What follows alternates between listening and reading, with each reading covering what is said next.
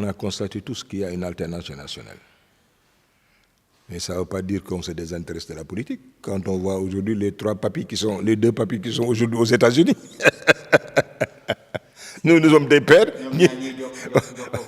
C'est des ñaar ñooñu tey ñooy am ba léegi ambition. Mais il y a effectivement que, même si tant est effectivement que c'est un mal nécessaire. Ñoo fi toog demaguñu. Il faut aujourd'hui que l'opposition réfléchisse à un programme commun. Ñu bàyyi seen ay égo waxtaan seen biir gisante ñi nga xam ne dañoo am ay sensibilité. Est-ce que loolu jàpp nga ni dina yomb ci ku mel yombul parce que man non ñooñu moom sax ak ku leen di xool yi sax parce que baa ngi dégg kenn di ko wax foofu moom c'est une guerre impitoyable en permanence.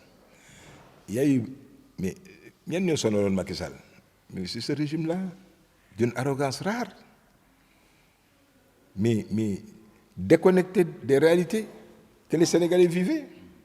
Des gens qui étaient là que pour eux, xoolal li ñu def ci Covid bi pàccoo beeg ak yu salte yi ñu ci def. Nous exigeons et nous attendons effectivement des conclusions de tous ces rapports-là. Il faut qu'ils le fassent.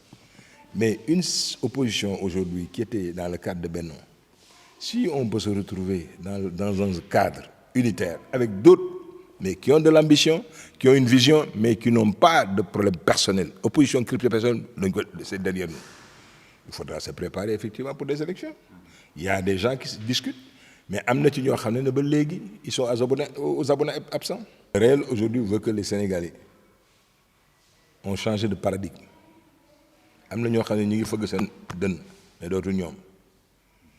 Et il y a des Sénégalais qui ont fait des du fait de leur arrogance, mais de la corruption qui était un système.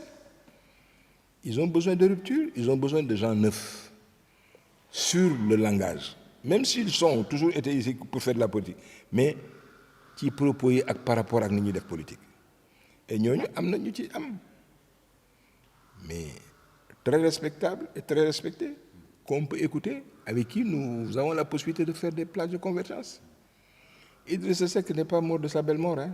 Idriss Seck a un entendement et il a énormément de maturité. Nous maintenant, qui doivent aujourd'hui prendre leur destin en main. Moi, je fais partie de ceux qui disent que les jeunes de Ziguinchor, ancien ministre des Transports aériens, oui, c'est important qu'il prenne aujourd'hui son destin en main. Oui, qu'il aille faire autre chose. Pourquoi il va continuer à se taper non.